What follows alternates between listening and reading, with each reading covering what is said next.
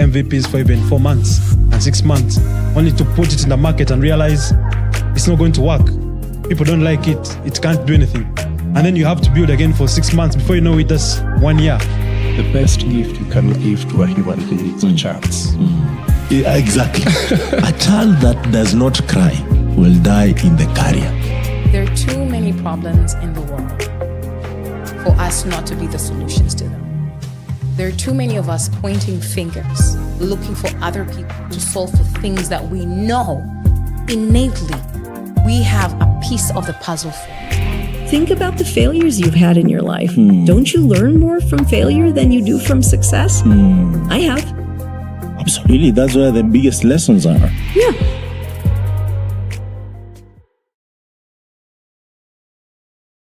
All right. Wonderful. It's another day joining you live from Mombasa, the coastal region of Kenya. And I just want to welcome you to this live recording, live podcast with my co-host you'll be seeing shortly. And this is Impact Masters podcast, where we dissect the status quo, ensuring that we're bringing you stories as well as the recordings, which changes the mold, and providing some expertise in developer experience, developer relations, entertainment, design, marketing, as well as tech ecosystem and scalable systems. Without further ado, I just want to welcome you here, and feel free to interact with us in the comment. We'll respond to any feedback or any comments that we see, and you're welcome. So without further ado, I just want to welcome my co-hosts, Graham Mwanga himself. He can introduce himself. Hi, Graham. Hi, how are you? So my name is Graham. Yep. From Africa Stocking. I work in the marketing and partnerships team. Africa Stocking, if you are hearing about it for the first time, we provide a telco platform as a service, as well as a communication platform as a service, integrating at least 80 telcos in Africa, with a presence in 23 markets, and providing businesses, developers, startups with one interface to interact with telco resources. Since we are an API business, we may as well add to that over time. So you can look out for other API resources that are in addition to telco services. We've done payments in some countries. Cloud is coming. Aggregated cloud, which means you can integrate with whichever provider you love, and many more. Yeah. So great to be in the great city of Mombasa. Yeah, wonderful. I mean, today we have a really interesting podcast for you, and going forward, we're going to be bringing some interesting discussion. And we're going to discuss about the big score by Mark Mellon, or Malone, or Graham? Malone. Depends on where you come from. Yes.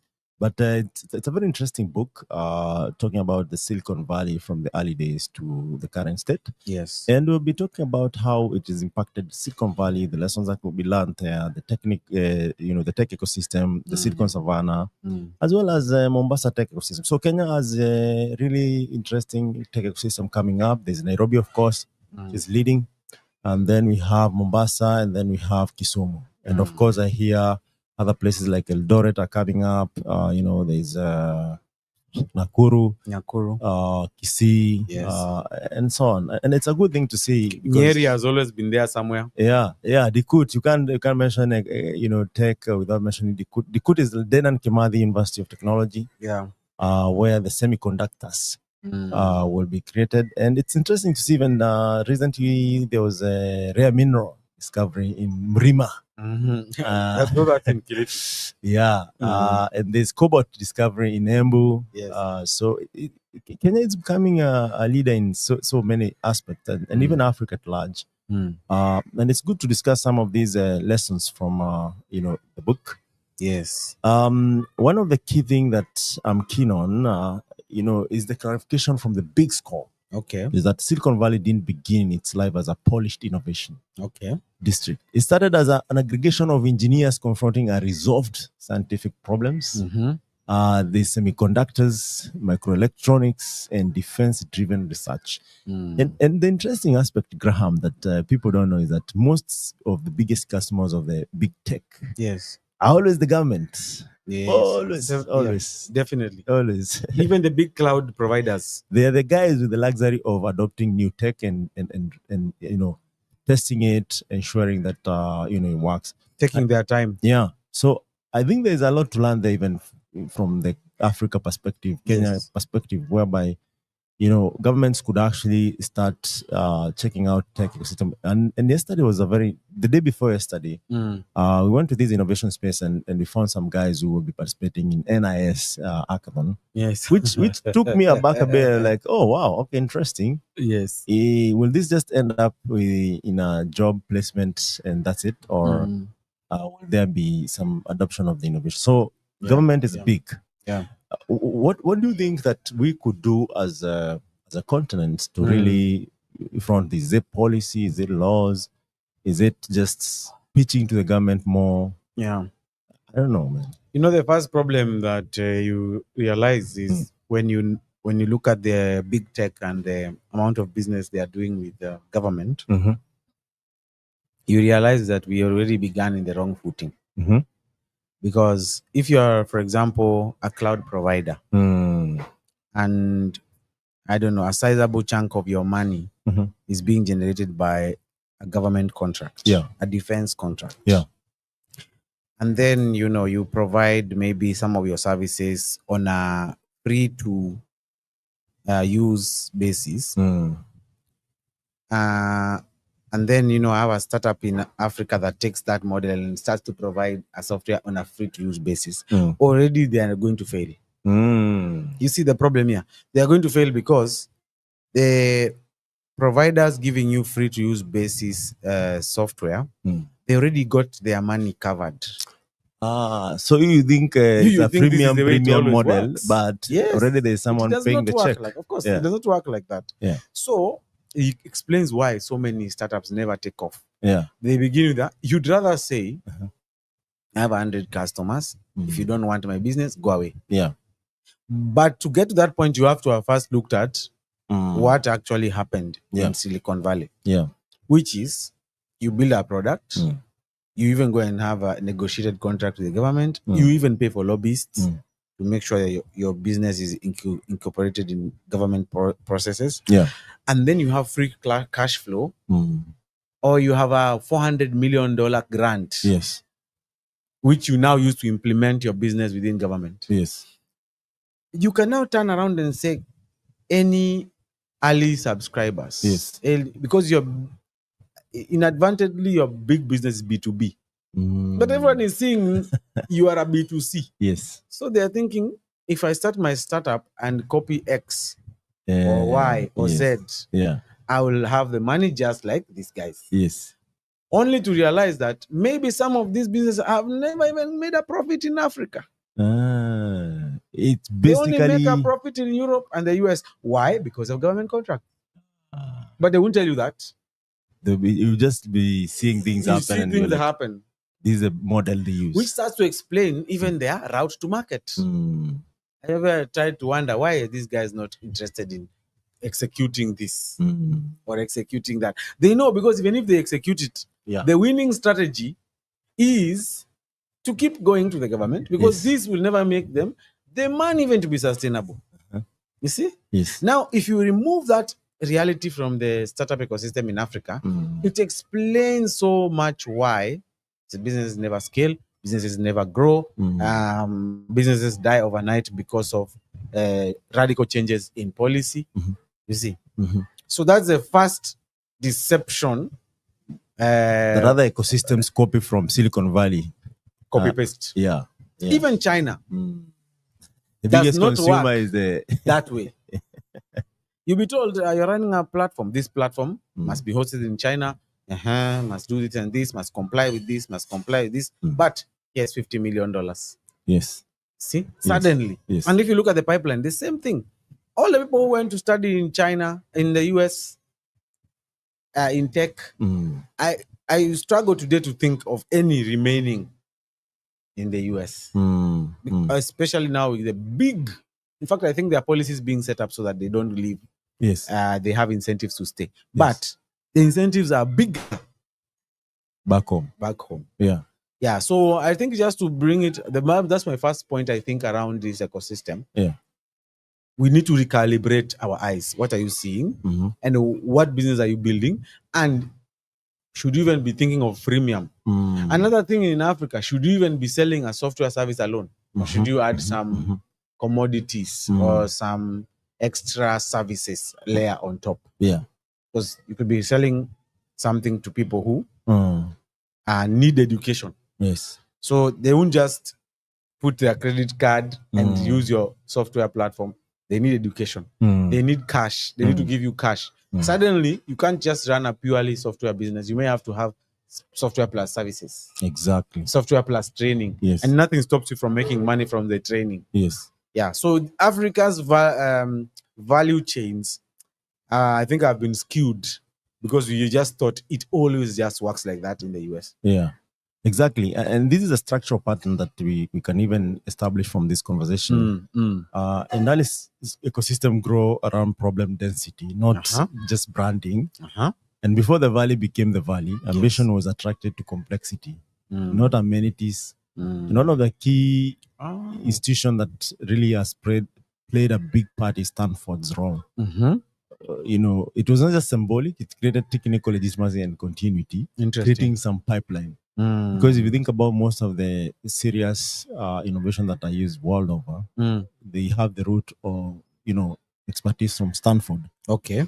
And remember, these are private university institution, rather. Of course, there's a Berkeley, there's a University of California, and many more. But Stanford stands out for so many innovators. Do you think we are really investing in our institutions to make sure that the pipeline is there? And I'm going to share a bit about myself and where I've interacted with these institutions. There is the University of Nairobi, there is Kenyatta University, there is JKUAT, there is DEKUT.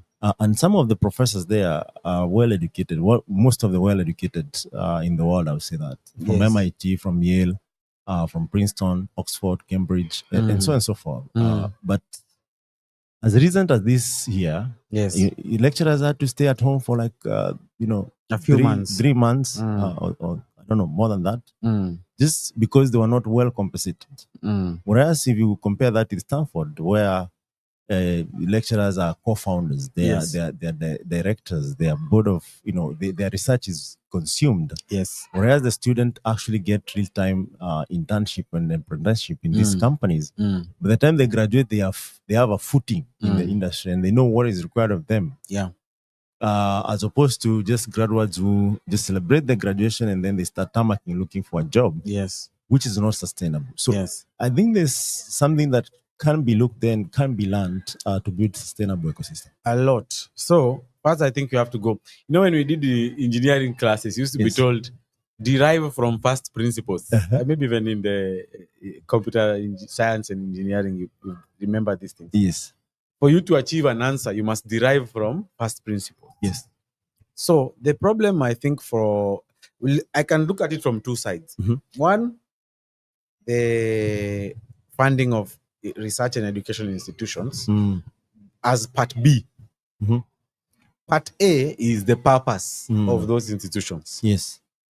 So some research needs to be done there, but earlier in the beginning of education, maybe in the late 18th century, 19th century, the Victorian era. It's called the Victorian era, actually. Yes. The Victorian era was an era of great British industry. Where they invented a couple of things. I don't remember very well, but they invented quite a lot of things. The steam engine. Then they began to see a problem. The problem was, who will do this work? So they created a way out called the education mill. Think of education like a factory process. Yes. You bring in the students, you prepare them for a specific job, Yes. which in those days was obvious. Mhm. They are going to be in the factory floor, Yes. and then you churn them out into the factory floor. Yes. That model has never changed because we never derive our solutions from past principles. From past principles, you first need to say, Yes. are we in the industrial revolution? No. Mhm. Are we in the I don't know Agrarian. revolution? No. So why are we using the same process Yes. to generate educated people Yeah. or human capital? Yeah. That's the first problem. Yes. First problem is the way we generate human capital today through education was fit for purpose for the industrial revolution. And no governments in Africa are agile enough to change The systems. because you have to change. Okay, where are we? First industrial revolution, whatever. Now I think now we're in the fourth, or even we are moving into AI. Yeah. Even that is too fast. Yes. Kenya, of course, has said they're going to do CBC, Yeah. trying to change. They're trying to answer this thing from Yes. hopefully base principles. Which is more reactive than intentional. Yeah. Yeah. So the first step is, what was this human capital for? And the process that generates that human capital, has it been evolved? Yeah. That's where the first problem begins. Yeah. Because now from there you come to the second problem, which is there is money to find the capital, human capital, so that it's an investment by the industrial complex. Yes. Now you see in Victorian age, the money was there because the industrial complex was working. The money would be brought back to find more workers. Yes. But now in Africa, if you're importing everything, it means the center of production is elsewhere. Yes. There's no money to bring back to The production, generate the need of human capital to serve what? Which you start to see people saying, yes, we are importing labor to the developed countries. Yeah. You see, they are following the actual capital elsewhere. Others are saying we are exporting education, people to go and get educated so that they can work where the money is coming from. But that's really the big thing. Now, if you are in education, if you are in universities, institutions, you can already see that's broken. So you need to say, how integrated are you in the businesses that are running in the economy today? Yeah. That's the second part of the second problem. Yes. If you're going to come and say, I need to educate people to be absorbed by Africa Stocking, have you consulted Africa Stocking to see the needs? The needs. Yeah. In fact, are you so compelling that Africa Stocking is willing to even put money up front? Yes. Yeah. For you to do their research. Yeah. For you to do their. So, if this process is not examined, not only is there not enough money being put in the institutions to build the startups of the future, there is no industry linkage or distribution, because the problem of startups is distribution. Yes. There is no distribution channel that is willing to fund the pipeline. Yeah. And which underscores a simple idea: ecosystems begin where capability congregates. And remember, Africa is this ecosystem that we can't ignore anymore. Yes. Given that over 80% now are the most productive in the world. Yes. It begs a question to ask ourselves, now that we're in the knowledge society ecosystems, where you cannot even just market goods or services and assume people just consume them because they have seen it, they have marketed it enough. They need also to actually find that solution to be solving their day-to-day problem. Yes. And you have seen this with social media, the network algorithm, yes, amongst many others. Are we ready to really enable this capacity for the world? Because either way, if this is the youngest generation to live in the next 10, 15 years, or even right now, actually, then we ought to actually ask ourselves, when these people grow old or die or whatever, who will actually now take the mantle and produce for the needs of the world? And another thing, as you think through this, that we have seen underfunding or defunding of the institution that provide some of these skills. Yeah. Where does that leave us? First of all, the institutions of education will be defunded because the pipeline is broken. And I think that's one of the things I noticed with the big score. Big book. score, yeah. The idea of family, Mm. the Yeah. family culture. Let's just give this one something because they are, Stanford is a result of let's like have this less my funding that I gotten from creating the railroad. Yes. Build an institution that will live will Yes. not leave me. Benevolence. Yeah. But you see, benevolence breaks when there is no more money being made. So it's why you see this guy, Mike, saying after family, they now became treacherous. They started to fire, layoffs. Yeah. So these are very interesting theme. The theme is this. Resources are not infinite. Yes. So because the resources are not infinite, when we were younger or when we were thinking about jobs and education, maybe 20 years ago, we always felt maybe we'll be absorbed somewhere. Otherwise, if we had the thinking today, we would not even have done the courses we did. Yes. But the reason why we were that naive was because we always believed abundance and unlimited resources. But when you start to document the economy, Yes. you realize your economy is 6 trillion. Yes. Then there is total addressable market. Yes. You can only sell to this much, Yes. but you have to have unique value proposition to the personas in the market. Yes. That is of any market, including the labor market, including even the government can be seen as orchestrating a market. And there's only so much you can take out of that market unless you expand it. So that's why it's really like something like Africa Continental Free Trade Area. If you want to be $1 billion business, forget about being $1 billion business in Kenya. You have to think scale. It will not work. And the need. Yes, it will not work because who are you selling to? Unless it's the government. But you're competing with the same government with European, Chinese, American companies. Yes. So this is very important. When you're talking about going to be a unicorn in Africa, we have gone beyond the idea of infinite benevolence. We need to put the numbers together.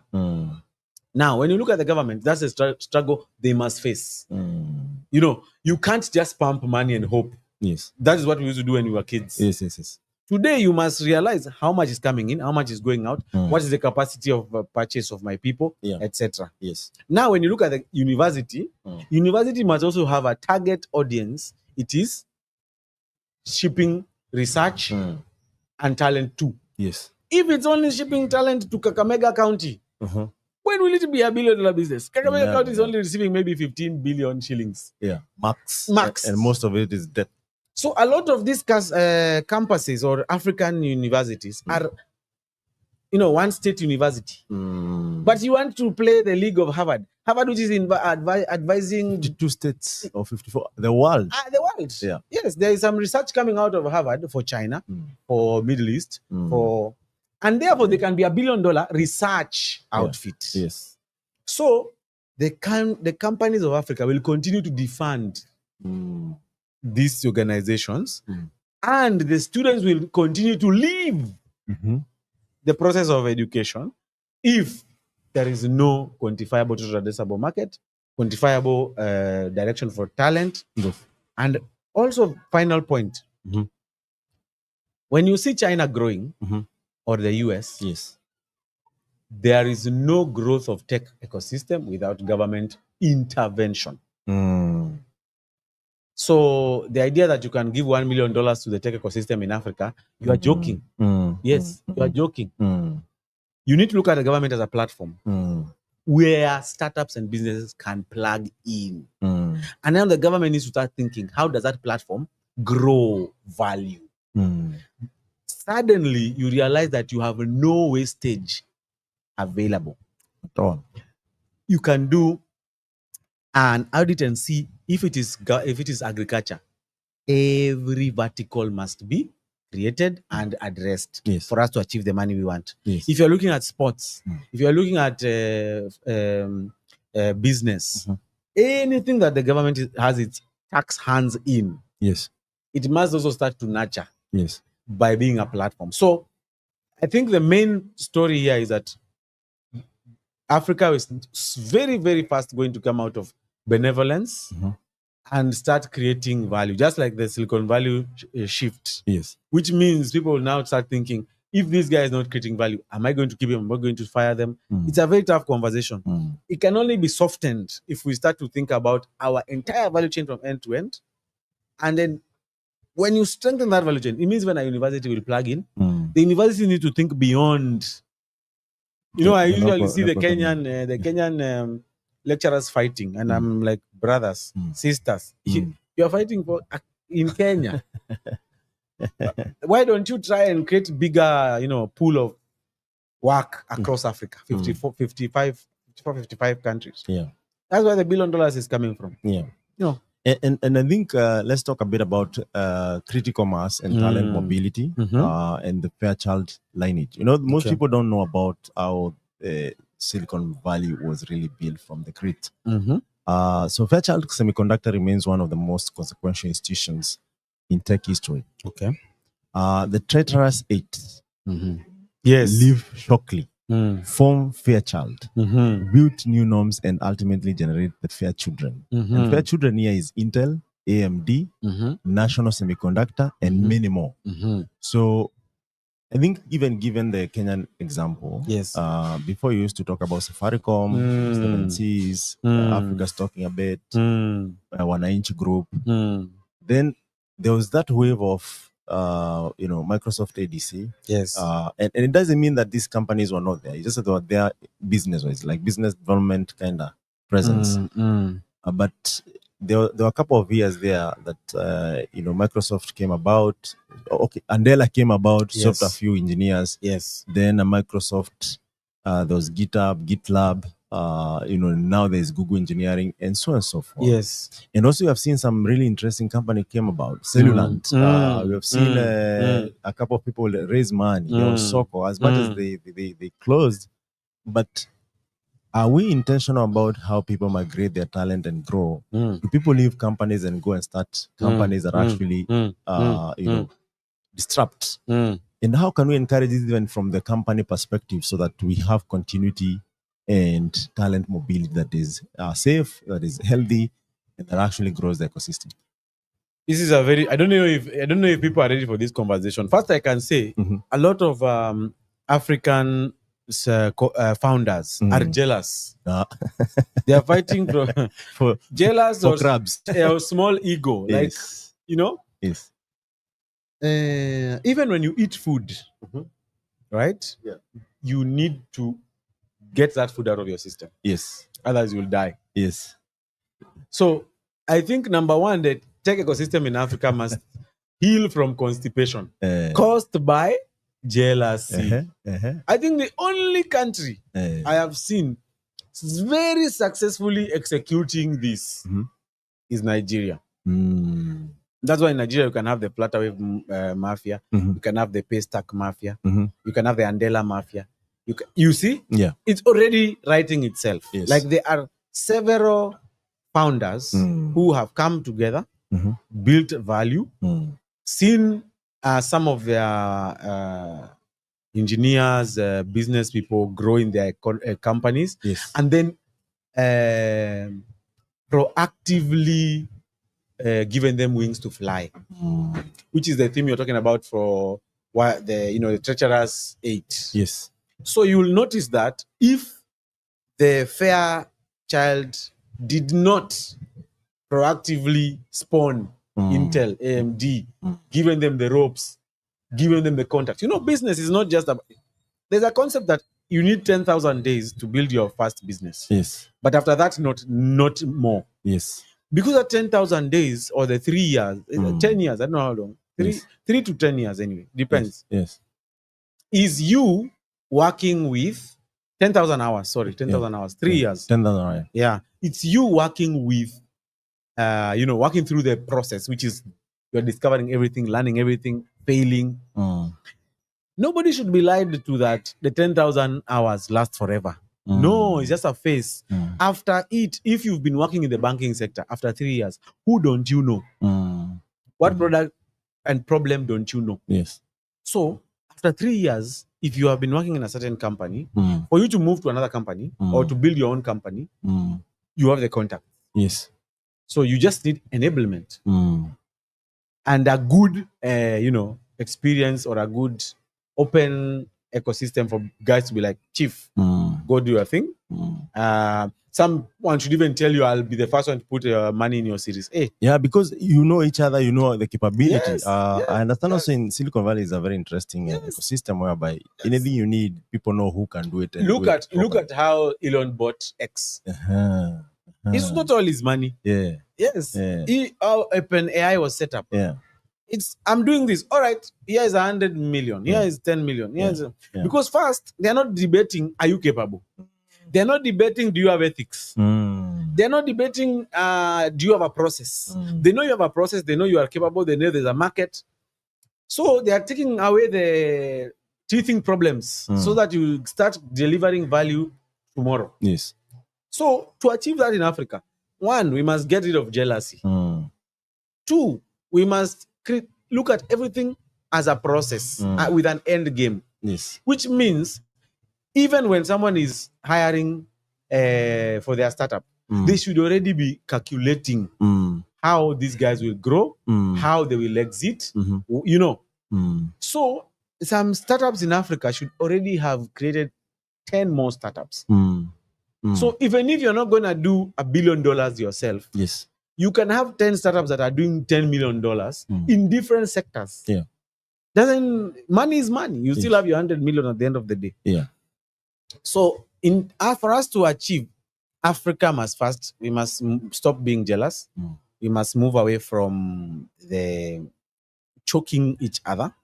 And we must live life, begin with the end in mind. The end in mind is every developer wants to be a CTO. Yeah. Every CTO wants to run a startup. Every startup wants to enter Series A and create jobs and get an IPO. Yeah. That is why are we doing this if not for that? If you're not conscious that every dev wants to be a CTO, every CTO wants a startup, every startup wants to exit at IPO stage, you will have constipation. For sure. The most valuable output of a great company is the next generation of founders. Yes. In emerging ecosystem, you can't actually afford, and this is from Michael's The Big Score book. The first successful companies act as capability accelerators. Nice. Their alumni networks become the backbone of the ecosystem. If mobility is restricted, the ecosystem slows. If mobility is encouraged, as Graham is putting it, it compounds because definitely you're creating more customer even for your business. Yes. The trust that they have worked for, they have built before they started their own company. Yes. And let's talk about capital as a follower, not a catalyst, because also there's this conundrum of you have a startup, you want to raise.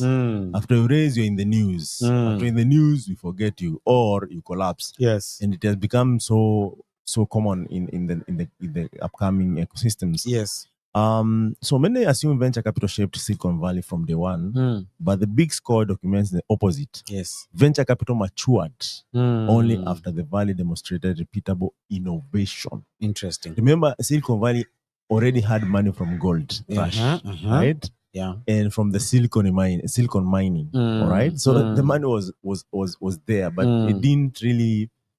They didn't just start dishing it out. It wasn't the lead of innovation because they have money. And we know there are places where the money is, even today. Even in Africa. Yeah, Switzerland, there's money there. And the GDP is crazy. And there's this France part, the most richest part. Monaco. But doesn't mean they're the most. Southwest France. Yeah. So this is actually evident. This matters because the regions often attempt to lead with capital rather than technical depth. Silicon Valley worked because capable founders and problem-rich environments came first. Capital simply amplified what was already happening.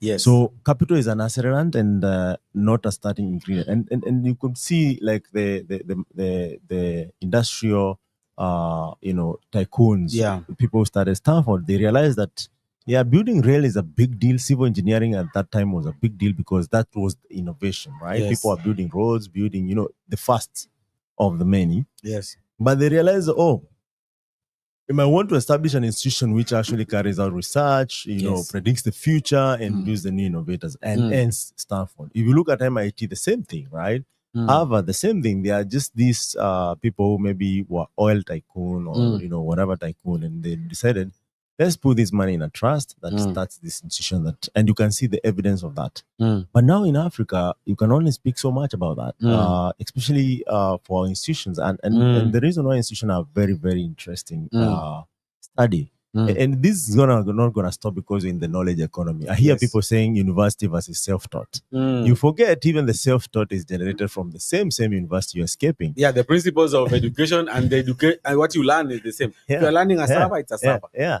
So people call it YouTube University, the Indian University online, right?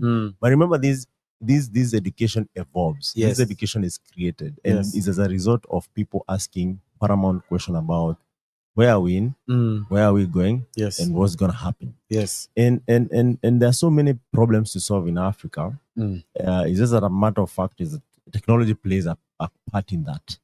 But even today, if you look at water problem alone, yes, is a big problem. Yesterday we were talking about the addressing system problem. If you look at the road network and the underlying technology like traffic lights, management of traffic and all that, and you mentioned something about data, right? Yes. We should be led by data to make decisions. We should be led by data to know that this is what is required and for how much. So my big question in that is that are we really doing the right thing? Are we trying things out? Are we reactive because of other distraction in our focus? Yes. Because different presidents come with a lot of promises. We have ministers around different things, and I like what Bosun is doing in Nigeria. I don't know if you're following him, but one of the key things that he has done really well is high and machine learning, capacity building, strategy for the country. And the beauty of that is that even if he doesn't implement everything, someone will find a template the way Kibaki left Vision 2030, right? Yes. And it's easier to really look at it. The next steps are easier for the next guy. Yeah. The other segment I think that is covered well in the big scope is the culture as operating system. Yes. And I know you have a lot to say about culture. Absolutely. Right? The invisible infrastructure, as he puts it. Yes. And what the book actually captures particularly well is the Valley cultural architecture. Yes. It wasn't formal, it wasn't ordered, but it was powerful. Today, if you land at the Bay Area or San Jose or San Bruno or Santa Clara and so on and so forth, there's always this urgency to build. There's this urgency to really implement. There's this urgency to solve. And there's easiness of people joining you whenever you have a solution. Whenever you really have a roadmap, and people can rally around that and help you. Of course, there is a essence of let's make money, bro. You know, like let's make millions and billions. But definitely, that's just the incentive. But people are ready to build. If you see someone has gone to Stanford, definitely one route is become an entrepreneur. Yes, because the ecosystem and the culture itself allows or encourages. Yes. So I don't know. Even looking at our innovation centers, innovation cities. Yes. Is there much of that, or just people are costing and raising funds and getting funded and all that? There's a lot. I don't know if there's so much there. It's crazy. Yeah. Number one, I think let me call it the African reality, which you see from when you go to your fundamental school, you learn subconsciously, is that you are always looking out. And this is a big problem. Our basis of education was always study, go abroad, produce, export. Not even a you have validation. an issue called XYZ institution. You killed each other, go to an international court. So that culture has been a big problem because it has, in my view, created this culture that someone else is coming to help us. But the fact, or I am built to go elsewhere. I'm preparing to leave. Yes. That's a very, very bad problem that we have. Yes. So some people may argue, and even I think it's part of the book, that the bad management made some people leave. to go and create their better things. Mm. You could argue like that, but guys, where you are going, they are chasing you. Mhm. Isn't it? They're like, It's the no reality more, now. no more. Yeah, no, don't come here. The Republicans don't want you there. Yes, no one wants you. So, number one, the culture, we are already behind on that. But let's talk about what we can do today. Mm. So, what we can do today, I think, there's a lot. Mm. First of all, the organizations that are profitable today, Mhm. they need to start preparing for the future by creating a culture where they'd rather look at it from. Let me give you a good example. Yeah. Dangote, Yes. he created the world's largest single train refinery. Not recently. Yeah, 2024, 2025. Mm. As a chemical engineer, Mhm. when you look at a petrochemical company, Mm. the amount of value you can generate Mm. is ridiculous. Yes. From pharmaceuticals to plastics to petrochemical is everywhere. Mm. So my first realization when I looked at this story was I realized that the engineers in the plant Mm. have not been empowered to think they can generate the downstream industries. Mm. They're just there to pump oil, refine it, sell it. Yeah. But you should be able to say there's so many petrochemical products. Mm. I am in this industry. Mm. I can take one line and Dangote should be able to invest in that line. Say I'm going to be the biggest producer of a certain pharmaceutical product. Yes. Or raw material. Yeah. That comes from petrochemical. Mm. I'm going to focus on that. It's going to be part of Dangote, but it's instead of ignoring all these other verticals and just focusing on refining and selling oil. Yeah. That's the reality these guys are facing. But the culture may prevent them from seeing it like that. Look at the blue chips of Africa, which are the telcos. They have so many resources and money. That should be the same thing. How many tech companies can they start within themselves that end up being the billion-dollar businesses of the next 5 years? Yeah. So that culture, if corrected, it means you already have all the jobs you need. Yeah. All these guys will hire 5, 10, 20, 100 people. You're already going to be starting absorbing. And if you think about it from every vertical. Yes. Another thing about education, which is quite interesting. The world today, if you study, for example, the marketing vertical, you'll notice that people go to school to understand how to sell Facebook or to sell on Facebook. Yes. So there's already a new curriculum and education called Facebook. Yes. So Facebook has grown so big, it has generated its own education. Yes. Which is basically what we started talking about when we were talking about the Industrial Revolution. Yes, yes. So now basically Facebook can give a curriculum which if you pass or if you understand, you start making $500 a week. Yeah. Yeah. So in other words, the Industrial Revolution has morphed into 200,000 companies that can generate local knowledge, train local people, and create local economy. Yeah. So, but to get there, we have to change the culture. If you study, there's one time we were joking and saying Google employs the whole world. Yes. Why? Because of Google ads. Without ads, you can't sell. Without selling, you have no money. With no money, you have no company. So by Google being existent with their Google ads, everybody is employed. Even the government has to use Google ads to get its word out that it needs your tax. Yes. You see? Yes, yes. So that's another economy. You go and study Google marketing playbook. You become a guru. You start making thousands of dollars. Yeah. You didn't need to go to study engineering. You just needed to study the Google ecosystem. Same to Facebook, OpenAI, Meta, Microsoft, AWS, Oracle. So many people. So how does that translate to African companies? African companies must start to create that culture where they're creating unique information, unique businesses, and they can be an umbrella of businesses from their own ecosystem. So that's, I think, how we could crack. Yes. But we have to change the culture. And people need to realize I'm not just selling a product. I could ideally be creating an ecosystem of new value. Yes, yes, yes. You see? Absolutely. Yeah.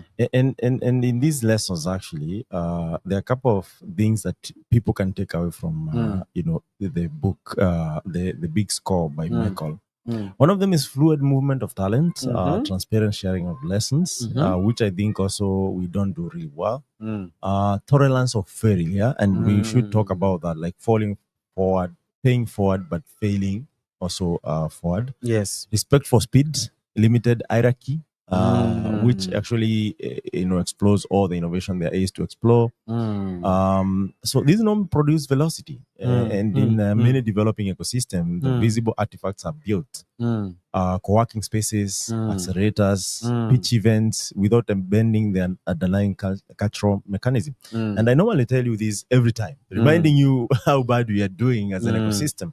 If you go to the Valley every day, there are different portfolio of events and engagements where you can plug in depending on your needs and your capacity. And they're really open as much as, they're happening all the time. And one of the key things is like it convenes the meeting of minds and network, creating an opportunity for people to actually solve problems together collaboratively. Yeah. But what we have seen is that culture determines throughput. And without the right cultural foundation, structural attempts will always fall short. Yes. Now, one of the things that I've seen actually as an ecosystem really miss out is the essence of really encouraging velocity of anything, which we normally call consistency. Because if you're not shipping as an engineer, how much is the world? Are you missing learning from even? your- Let's start with how much are you learning? How much are you learning? How much you're missing? And how much that the world is missing from you? Yes. As a marketer, if you're not exploring different frameworks that really work and testing them and be ready to fail, how much disservice are you doing to yourself, to the company that you serve? If we do not encourage consultant economy or what we call gig economy, how much economy are we not creating? Because you see, the economy, the way it works is that people, if they have extra money to spend, definitely, if you have a new business, they will spend it on you, right? Absolutely. So there are a couple of things there. In many markets today, universities may not play this function yet, but developer communities, hubs, and startups can. Right? Yes. So the essential question becomes, where in this ecosystem do builders become meaningfully better in a short amount of time? Because time is of essence. Yes. If you're learning code and you're learning it for 2 years, definitely maybe there's a new language. Becomes redundant. Yes. But if we have ecosystems where we are learning fundamentals, foundation of these languages, then it become timeless. It doesn't matter what comes up. But how do we become meaningfully better in a short amount of time? Number one, the government cannot close on Friday and open on Monday. So government is not expecting from this. And then come and tell us, oh my God, we have no money. If you go to the market, that guy is awake at 4. Why? He has no money. So this government is telling us, and this is not just the Kenya government, every government is telling us in Africa, I don't care about the other worlds because they are ahead. Let's care about Africa for a minute. Africa, we have such big problems. You can't be closing at 5 on a Friday and then coming on Monday. You can't be opening at 8, closing at 5. You're not serious. Yeah, you're not serious. One of my internships was in a cement company. Let me just say cement, no marketing. By the way, the cement is just pause right there. In fact, we are open for in 2026. We are open for partners who really would like this conversation to go out there. So feel free to reach us out through info@impactmasters.com or marketing@africastocking.com. We're gonna guide you on how we can partner, the kind of segment that we cover. We are just niche conversationalists, and you'll see a couple of verticals in this. So definitely we are open so that you don't. And this year we met our target of the partner funding. That's why we are having this conversation. So just so we are not struggling. Some people in the year come and partner, they think we are dying to get your money. No, value first. So the governments of Africa, they close for holiday. Mm. And there are people are hungry. Yes. The people were not going for There are people who holiday. are not going for holiday. Yeah. Even some of them are rich. Mm. Elon Musk is not sleeping. Yes. And he's the richest, he's the first trillionaire. You see. But as we are so confident, we can close at we are doing work balance. Work-life balance it doesn't exist. No, It's a fallacy. it's not really a fallacy, but if you believe in something so much, you will be not sleeping. But does the government believe it? Yeah. The government is as framework. Mm. We must mentor that framework. We must tell that framework, this is how you achieve results. Number one, so I was telling you, I went to a cement factory for my internship. Yes. That cement factory, first of all, cement is not stored. Cement is not stored. It's never enough. At least in Kenya, in East Africa, in Africa. Cement is only pumped into the vertical silos for mixing. And going That's out not a in storage. real When time. you pass by a cement factory, you see those big tall tanks, things. yeah. Those are not storage. Yeah. Because when cement is being ground, it comes in different, you have to mix different raw materials. You could be mixing, say, pozzolana ash from two different sites, which means its particulars are different. Which means already the quality is inconsistent. So to narrow the consistency variation, you pump all these cement variations into that silo and mix because it's dust. Yes. So by the time it's settling to the bottom, you have a consistent batch. So there's no storage. So, but that was not the story. The story is those guys don't sleep. You only close your plant for 2 weeks because you must do maintenance. Otherwise, and 1 week is for maintenance, 1 week is for starting the plant. Because the plant is so huge, it needs 1 week to be stable. Yes. It needs 1 week to generate the consistent results or a consistent product. Yes. So what you learn there is that a shift begins at 7. You have 8 hours. You leave at 3. Yes. Someone else comes from 3. They have 8 hours. They leave at 11. Another one comes at 11. They have 8 hours. They leave at 7. Yes. That never closes. So when you look at the government, what do you see? Number one, if our economies are, or if only the government works 24 hours, what does the government need? It's the largest employer. Yes. It needs transport. They need food. Yes. They need security. And health. So when there is security in the government installations, there's security in the city. When the people need to go to work every 8 hours, there's transport that can't stop, and the transport is sustainable because there's always a batch of people walking to work, going to work. Yes. And then number 3, government delivery is faster. Yes. It's always working. Yes. See? So that's and just maybe reliable energy. and reliable. That's the first one. Yes. Always. Yes. So someone will come and say this doesn't work in the rest of the world, but we're not the rest of the world. Yeah. We are Africa. We need to be there. We are Africa. We need to catch up. We even need to surpass them. Yes. We are Africa. So as Africa, we need to say what works for us. We have the best weather. You won't tell me that I'll be freezing when I'm going to work at 11 p.m. No. It's always summer in Africa. So the first driver of change has to be a 24-hour government. Okay? Yeah. Which is automated. In other words, I clock in, I clock out, I have a workflow. When I leave, and there's enough workforce. Yes. Yeah. And when I leave, the next person coming, they don't need to, they have a system that shows them these are the tickets I'm working on, and they can continue from there. That's already working for other businesses. So number one has to be that. Number two, from that thinking, you can now look at the direct impacts from. I said the other day that the government of Kenya is now have its own enterprise arm. What does that say?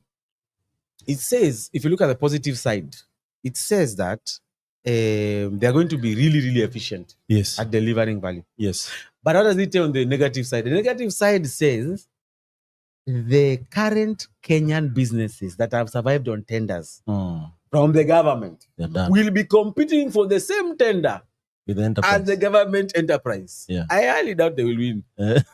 So they need to now start adopting new ways of doing business evaluating your value chain and seeing who are your partners that you can co-create new businesses with, Yeah. so that you survive the incoming storm. It's going to be a storm. Yeah. So anyway, I don't know if I've covered all that question. No, but I mean, you have. my idea was our culture needs to change to a 24-hour economy. Yes. Starting with the government. Yes.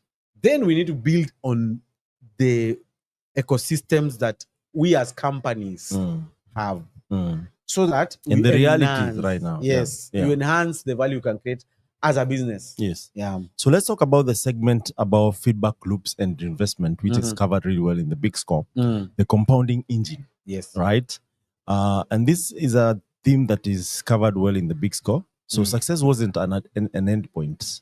It was a contribution. Founders reinvested capital, time, networks, and knowledge. Yes. Early employees mentored new entrepreneurs, Yes. and experience circulated. In fact, even today, if you look at Paul Graham, right? If you look at Sam Altman, if you look at Mark, if you look at Elon Musk, Yes. it's not just someone who just reappeared in one night on one day and he was successful. If you look at the PayPal mafia, there's a story, there's a network build, there's a failure, there's an exit, there's a reinvestment, there's a recommendation, there's referral. All these things that are happening. But in Africa, and I can be corrected, I've seen a culture where, or a loop where people are always gatekeeping. Yes. They are always, creating some sort of cabal, to say the least. I hear there are like CTO WhatsApp groups where if you're fired in one company, you can't be rehired in that That's it. ecosystem. Yeah. And imagine how much talent we're losing because of such. And I'm not saying that it's a classic example, but I just want to imagine where we have an ecosystem where failure is encouraged. Yes. Different opinion is encouraged. Yes. Building is encouraged, and talent is built to withstand everything. So ecosystem scale through recursive contribution. The loop looks like this: build, learn, exit, and evolve. Reinvest, repeat at a higher level. Interesting. So if you build something and exited at $50 million, yes, maybe the next one should be $1 billion. Yes. Right? Yes. Without this investment cycle, ecosystem plateau. And we have seen so many other, I don't want to say Rwanda, where it looks like a lot is happening and then all of a sudden there's not so There's a much. plateau. Yeah. There's not so much. Also going a on problem of limited markets. there. Exactly.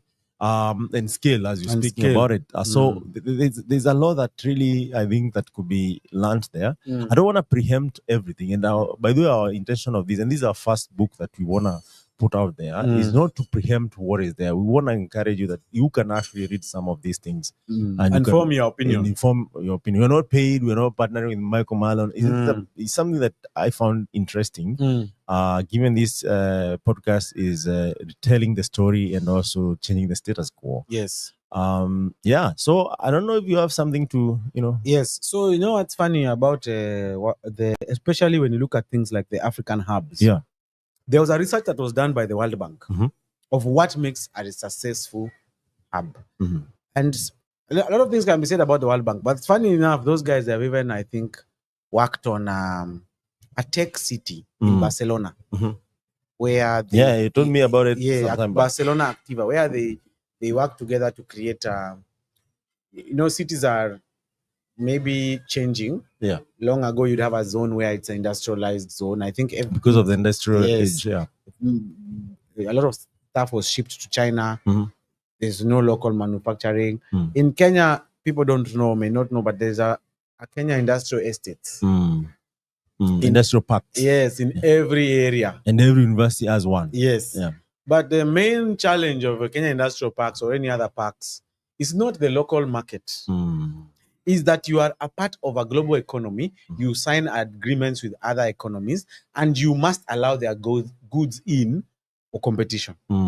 Therefore, because of that, your cost of production, and of course, you may not have the cheapest electricity, the cost of production will be high. Nobody will buy anything that's locally produced, no matter how much they love the country, because there are also limits to spending power. So, these guys, they wrote a paper about ecosystems, African ecosystem. Yeah. And they were talking about the most important things that need for an ecosystem to thrive Yeah. include a collision space, Yes. regular interactions, Yes. and a growth or access to education, or let's say linkage between industry and university. Yes. Yes. And it's a very important research because it now guides why would an ecosystem or a community work. So back to your point where you're talking about, in Silicon Valley, you would hardly miss an event every evening. Yes. That's not accidental. And people no longer look at it as a cost center. Okay? Yeah. And also the participatory rate of the entire, let me call it, in the different departments of a company must be high. So when you're looking at these collision spaces, a lot of the time people think that is a tech event. But if you are, for example, the business person or the HR person or the finance person in a tech company, you are in tech. Yes. You can't be saying, I won't attend tech events. Yeah. Number two, when you attend those tech events, you are not attending it because you are going there to write code. Code is a fraction of what creates value. In fact, a company can be seen as a tech layer and a product layer. Yes. The product layer matters because once you finish writing the tech, the product must be sold. Yes.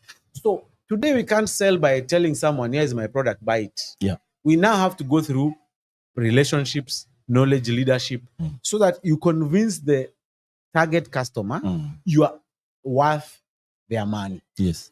So these events are supposed to be looked at as an investment in the marketing pipeline, in the sales pipeline, but also in refreshing the brand. Yeah. You are refreshing the pipeline. Some people you'll find there, you'll hire. Some people will find others and they will leave. That process needs to be simulated more. Yeah. So you can't say Africa Talking is the only guys who will do the ecosystem tour or Safaricom is the only ones who will do it. Everybody needs to see themselves as creating a collision space in their office, in their city, so that talent can move, value can be created, collaboration can happen, capital can move. Human beings must meet before they exchange value. That's a very important reason why those things are successful. So that's one culture we need to have. Yeah. So, but beyond that, I think the R&D, every company needs to have an R&D budget. Absolutely. Even the government itself. Even the government. The R&D budget for tech companies should be in acquiring other tech companies. That's how this money will circulate. Yeah.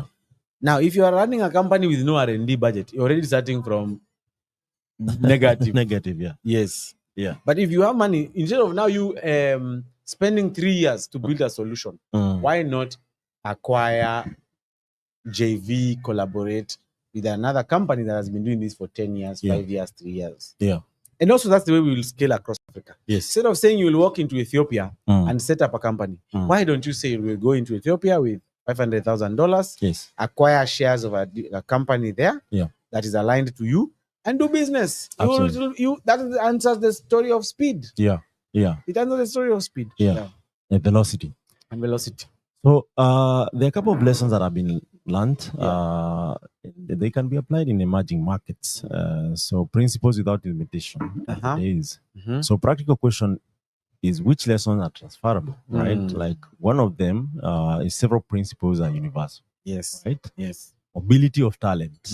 Everyone wants to work in Silicon Valley. Yes. Right? Because of how your talent is either valued. Yes. The packages that come with that. And even the learning. Even the learning. Yes. I saw some engineers quitting to go and work for the boring company. Yes. Or X. Yes. Or Amazon Leo. Yeah. Because of just the edge. Or Palantir. Yeah, or Palantir. Because of just the edge of knowledge they will acquire. Yeah. Strong capability building institutions that cannot be ignored, and I think the private sectors and the government has a huge role to play, given they control over 70% of GDP. Yes. Founder-led reinvestment or acquisition, and not acquisition to kill or destroy. It's acquisition to expand and save time. dense technical problems, and even velocity itself. Yes. But this implementation must reflect local context. And that's why communities and developer experience, developer relations, or any other relations, even customer success, are becoming very important core of any serious company. So ecosystems should not replicate Silicon Valley, because Silicon Valley is Silicon Valley because of so many things. Yes, so true. And it has been there for quite a while. They should build coherent systems grounded in local strengths and regional realities. And I think you have put it really well, giving local context of African markets. Yes. So pattern recognition matters more than imitation. And I don't know if what your parting shot is, but ideally this is a very interesting book. It's known as The Big Score. Yes. By Michael. Yeah, my parting shot. The man behind the curtain. Yes. The Department of Defense. So the government was the first VC. And the myth of the garage may not be, we have to, as Africa, we have to realize it was a myth. Yes, in fact, there's a company I've forgotten the name. They are building vertical takeoff and landing planes for the Department of Defense. They've been failing for 4 years. I've forgotten the name. It starts with A. So military contracts provided the patient capital that allowed companies to survive early failures. Yes. Some companies in Africa will fail early. Doesn't mean they don't have an idea that will work. Just means they need patient capital, because nobody starts walking on the first day. Yes. Nobody starts chewing hard food on the first day. Even the Wright brothers didn't fly on the first day. Yeah. And the plane that they flew, was it in Oregon? Kitty Hawk. Is not what we take today as flights. Yes, yes. You see? Yes. There had to be some patience. And most probably, we should actually research who was their first investor. It must have been the government. Yes. Yes. The Air Force was born. You see? Yes. So the idea that African companies can begin with the freemium model, and then hopefully they'll get customers, should really debunk that myth. Yes. And we should really, and governments in Africa that wants to create a vibrant technology ecosystem that pays back should start to seriously consider buying and developing and nurturing local software. Yes. In fact, I just checked who was the first investor of the Wright brothers, and here the researchers they didn't have one, but they just self-finance from the bicycle manufacturing and repair business. Interesting. The Wright Cycle Company. They built and sold their own bicycle models, which provided a steady income that covered all expenses related to the aviation research, including materials for their gliders, the custom-built engine, and travel to their testing site at Kitty Hawk, North Carolina. Then maybe we need to ask, who was their first big customer? It was only later, after achieving successful and sustained flights and demonstrating their airplane in Europe, they it wasn't even welcome in the US. Own, there's a lot of lessons there. Indeed. Wright Company in 1909 with a group of New York industrialists as investors. Yes. So this tells you other founders actually might even believe in you before all this. And also we need to call out those blue chip companies in Africa that are building real estate. Chief, can you imagine? Say that again. There are some big blue chip companies, and blue chip companies in Africa is very obvious. The banks and the telcos are busy buying and building real estate. Yes. Now, and you are right, and it's good that you need to call them out. So not the their first names, customer of the Wright brothers was the United States Army. Of course. Which purchased the 1909 Wright military flyer for $30,000. This purchase was the result of a competitive bid process that the Army initiated in 1908 to find a two-seat observation aircraft. You have it. All right. So all in all, so there are a couple of things that you could actually note here. One of them is the ability of other innovators to invest in you. Yes. Also exploring beyond your state or your country. Very important. Another place. Size of market. Yes. And other or and even also- need. and also targeting. Maybe Europe felt this is more. We need this more Absolutely. than the Americans thought. Absolutely. Mm. And without further ado, check out Africa's Talking at africastalking.com. Yes. One of our supporters of this podcast and collaborator of Retold Podcasts. Yes. And Impact Masters at impactmasters.io. And check out all these podcasts in every single channel, including YouTube, Spotify, Yes. iHeartRadio. There's also Spotify and many others, including Apple Podcasts, the yeah, Google which is the biggest, yeah, Podcasts. Google Podcast. Google Podcast now is YouTube. It's on YouTube. There's also Amazon, Spotify. AWS, Yeah. Amazon. Yeah. So we are available in all podcast channels. Of course, this is not going to be published right away, but you can actually rewatch it on YouTube Yes. as live, and then the edited version will be released globally as soon as it's ready. So if you like it, just let us know. We love your feedback, and we want to keep this at it. This is the first one Yes. on matters discussing different books, different topics that you can learn from and share with you. And this was from the Big Score by Michael Malone. Without further ado, my name is Michael Kimadi, and my co-host Graham Ingo. from Africa's Talking and Impact Masters, respectively. Until next time, have yourself a good evening, good night, and good morning, wherever you are. See you later.